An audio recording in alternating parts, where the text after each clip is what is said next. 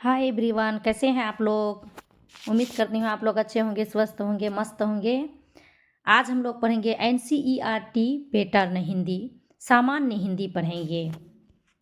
सामान्य हिंदी आज हम लोग पढ़ेंगे व्याकरण और रचना, पेज नंबर 2। इससे पहले एक पेज पढ़ चुके हैं, पृष्ठ संख्या 2। व्याकरण तथा मानक भाषा, व्याकरण तथा मानक भाषा को समझेंगे। व्याकरण भाषा को अपने नियमों से बांधकर उसे एक सर्वमान्य यानी सभी को मानने वाला, सभी मानने वाला रूप प्रदान करता है। रूप प्रदान करता है। भाषा के इसी रूप को मानक भाषा कहते हैं। मानक यानी, मानक को समझ लेते हैं। पूरा समाज इस रूप को अपना लेता है। पूरा समाज जो है कि इस रूप को अपना लेता है तथा अपने विचारों के आदान प्रदान, अपने विचार जो अपनी सोच विचार होती है ना, उसका आदान प्रदान के लिए भाषा इसी मानक रूप को प्रयोग करता है। प्रारंभ में हिंदी भाषा के भी अनेक रूप थे। हिंदी भाषा के अनेक रूप थे, लेकिन जब हिंदी का पहला व्याकरण लिखा गया तब इसके विभिन्न रूपों में एक रूपता आई। हिंदी के इसी सर्वमान्य तथा मानक रूप को खरी बोली हिंदी कहते हैं। देवनागरी लिपि भारत की अधिकांश भाषाओं की लिपि का विकास मूलतः ब्राह्मी लिपि से हुआ है। ब्राह्मी का प्रचार भारत में लगभग 350 ईस्वी तक रहा।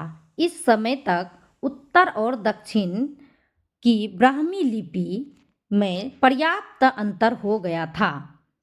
दक्षिण की शैली यानी भाषा, दक्षिण भारत की शैली में दक्षिण भारत की लिपियां विकसित हुई तथा उत्तर भारत की शैली गुप्त लिपि को समझेंगे कि गुप्त लिपि क्यों कहा जाता है। गुप्त साम्राज्य के काल में संस्कृत लिखने के लिए प्रयोग की जाती थी।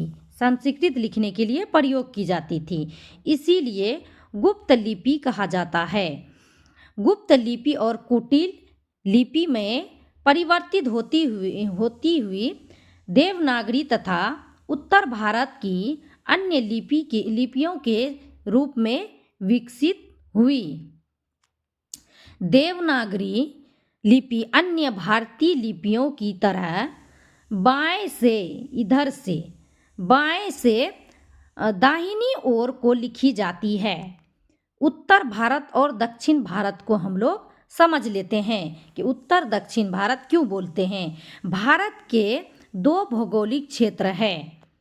उत्तर भारत मध्य प्रदेश, उत्तर प्रदेश, बिहार, झारखंड, दिल्ली, हरियाणा और राजस्थान शामिल है।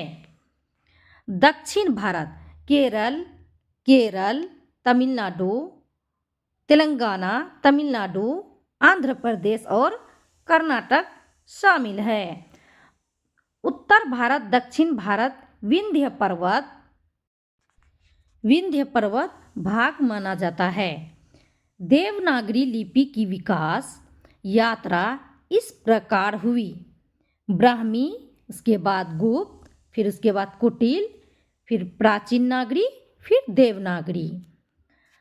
लिपि भाषा को लिखित रूप में अभिव्यक्त करने का एक सशक्त माध्यम है। सशक्त मतलब महत्वपूर्ण माध्यम है। लिपि को ध्वनि चिन्ह भी कहते हैं। देवनागरी में लगभग 45 मूल लिपि चिन्ह है।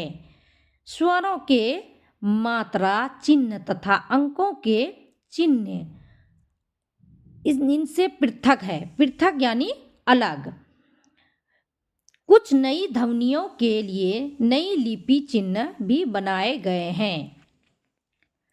यह लिपि अक्षर प्रधान है, यानी अक्षर प्रमुख है। किसी घर का, किसी गांव का कोई सदस्य होता है प्रधान, उसी तरह अक्षर प्रधान है, ध्वनि प्रधान नहीं है। अक्षर प्रतीक है, लिखते हैं तो उसका एक प्रतीक बन जाता है।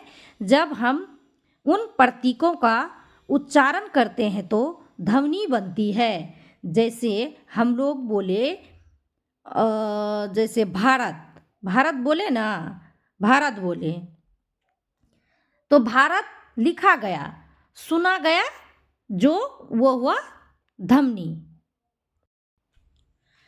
भाषा परिवार, भाषा परिवार तथा भारतीय भाषाएं, संसार में अनेकानेक भाषाएं तथा बोलियां हैं। एक प्रसिद्ध कहावत है, चार कोस पर पानी बदले 8 कोस पर वाणी। यह एक भाषा है। भाषा वैज्ञानिकों के अनुसार पूरे विश्व में भाषाओं तथा बोलियों की संख्या 2796 है। इन भाषाओं का वर्गीकरण कई आधारों पर किया जा सकता है, यानी वर्गीकरण यानी बांटा जा सकता है, जिनमें प्रमुख आधार है महाद्वीप, देश, धर्म, काल, भाषा आकृति, भाषा परिवार तथा प्रभाव, परिवार तथा प्रभाव। इन 7 आधारों में भाषा विज्ञान की दृष्टि से अंतिम 3 आधार ही महत्वपूर्ण। इनमें से भी पारिवारिक वर्गीकरण सर्वाधिक उपयोगी माना गया है। मोटे तौर पर संसार के प्रमुख परिवार भाषा इस प्रकार है। भारोपी दुनिया की सबसे बड़ी भाषा परिवार है। सेमेटिक अफ्रीका एशिया भाषा परिवार है। हेमेटिक हामी भाषा का एक रूप है। यूराल अल्टाइक यूराल भाषा परिवार है। चीनी, यहाँ चीनी है। चीनी एकाक्षरी चीनी भाषा एकाक्षरी है, मतलब एक अक्षर ही लिखा जाता है, एक अक्षर में लिखा जाता है, एकाक्षरी कहा जाता है। इस जगह दीर्घिकार छूट गया है।